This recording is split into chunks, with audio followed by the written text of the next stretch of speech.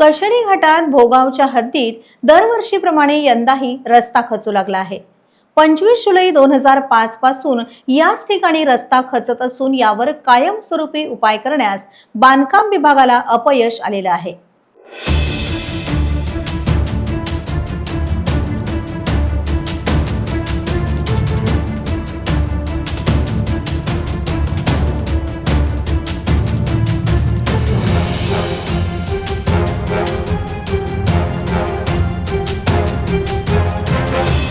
ही जागा danger zone बनली असून वाहन चालकांची चूक झाल्यास वाहन थेट दरीत कोसळू शकतं।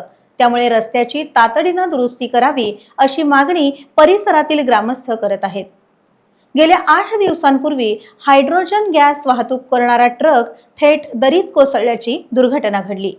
महामार्ग प्रशासनानं या ठिकाणी कायमस्वरूपी उपाययोजना करावी अशी मागणी वाहन चालक आणि प्रवासी जनतेतून केली जात आहे।